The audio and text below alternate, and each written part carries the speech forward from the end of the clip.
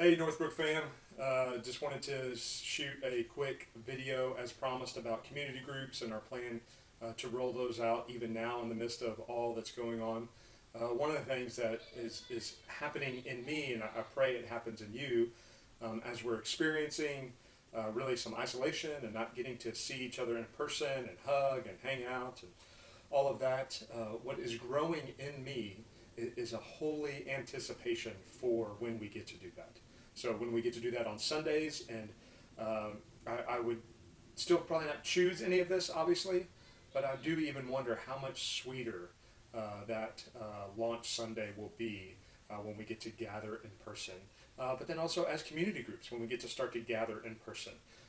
So what we're planning on doing right now is just rolling out community groups virtually. You've seen most churches kind of move to that.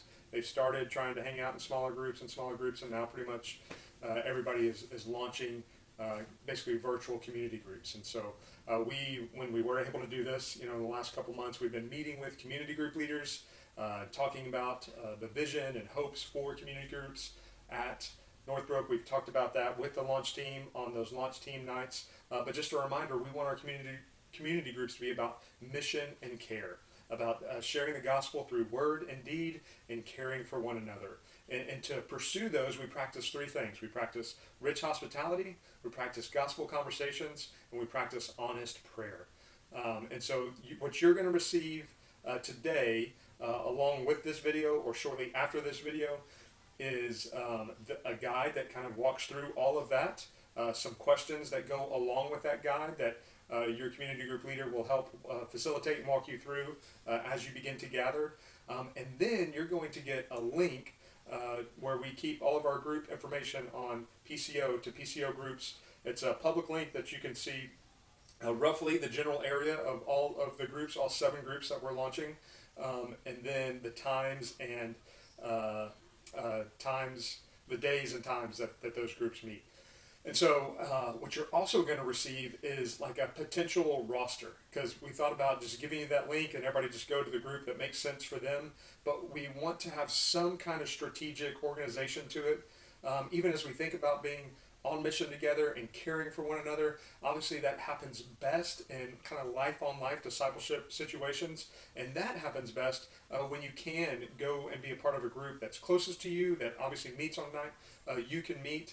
And so as we've put together an ideal roster, basically we've just factored that in. Just, okay, how can we keep these groups as even as possible as far as the amount of people in them, and then just where are people located, and consider going to that group. And so that's not going to work for everybody. So you're not assigned to these groups. So this ideal roster doesn't mean, hey, you have to go to this group. But this means as we've tried to consider and think about how we could structure groups as best as possible in this beginning phase, this is what we came up with. And so it gives you a picture of that. But again, there's going to be outliers. There's going to be different situations. Like, for instance, there's a group that meets in my neighborhood that would obviously be the most ideal for my family to attend, but they actually meet on a night that Ginger works. And so luckily, there's 2 other groups really close by, and we're going to try to hop into one of those. And so many of you actually might have 2 or 3 groups close to you, but I really couldn't kind of figure out how to mark that on the roster. And so just know that, and know that you can kind of consider those groups. But when we're trying to divvy them up, that's what kind of made sense at first. And so at least on that roster, consider that group. Prayerfully consider what group the Lord would have you go to. I know we're coming from the Paradox, or we're coming from the Village, or we're coming from other churches close by.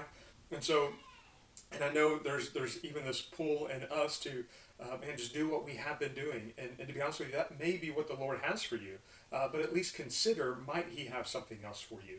And if He does have something else for you, it is a good thing. And so we're not trying to force people into groups. We want to make that clear. But we do want to be mindful about what is going to help us and empower us to be on the mission God has called us to over the long haul. And that's what we want these groups to be. We're going to be a church that has relationships and connections outside of our group, but then also we want to be doing life and mission and caring for one another within these groups, so that they might be a place where friendships can flourish over the next few months and many years to come. And so that's kind of all in the normal flow of things.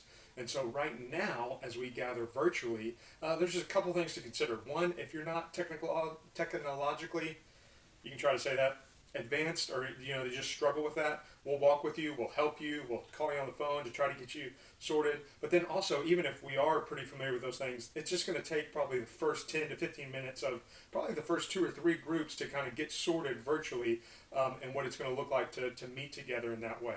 And then secondly, even in a group of 10 adults, even 8 adults, a video call, it's really unnatural. I've been doing this with the community group leaders over the last couple days, just to kind of model that for them, and for them to experience it, for us to experience it, to see what it's going to be like. And so one of the things to consider is what some of the groups are going to try to do is have a bigger call with everybody where you can start to get to know each other, but then actually have a smaller set up into smaller groups where you can have a more natural conversation. Because if you got 8 to 10 people, to be honest with you, if you're not talking, you need to be muted, so everybody can hear each other and it's not just chaos. But in those smaller groups of 3 to 4, you can have a more natural conversation with one another where no one's muted and you can respond and there can be back and forth. And so it'll take some time to sort through that, but to be honest with you, it's hard. It's obviously not ideal. There is great loss there that we're not getting together physically, but then praise God that we have the means to be able to gather virtually. And so I'm really thankful for that. And so, okay, you'll get a little bit more explanation, with this video, but that should be all you need to get started. Oh no, it's not. Forgot this. So in that link that says the dates and times of the groups, and it has a link for the specific groups, what you'll need to do once you decide on the group that you're going to move forward with, you're going to click into that group, and then you'll just join that group. It'll say join the leader. You'll put in your information. The leader will get that information. They'll be able to accept you into that group. And that's how they'll know who's going to start being in their group, and then they can reach out to you with other information. And then secondly, you should consider the dates and times that are posted there, but those, as you can imagine, are dates and times for when we're physically going to gather together. That's when we set up all of that stuff. So times may actually vary right now as everybody's at home, with our kids. So some groups may choose to, like, hey, let's kick our time back to 8 after the kids are down, so mom and dad could be freed up together. Some groups may not have to worry about that. So over the next however long we're doing this, those times are going to vary. But you should choose a group based on the physical times and the normal flow of life when you could attend. So if you need a Sunday group, then you should consider that. If you need a group on Wednesday night that's best for your family and the rhythms of your life, then you need to look to that group now, knowing that in this meantime you might gather virtually at different times. And so I'm really hopeful. I'm hopeful for what God is going to do during this time. He has much to say to us. He has much to teach us. He's not absent from all of this. He's in and present, tending and caring and leading. And so I'm excited for what he's doing and how he's moving. Along with the reality that I think also I am saddened that we don't get to gather in the ways that really God has made us to gather. So there's both of those things going on in tandem. And so I think as a church and as people and as Christians, we are free to embrace both of those and experience both of those and long for that day when we get to gather together in person. Love you. Thankful for you.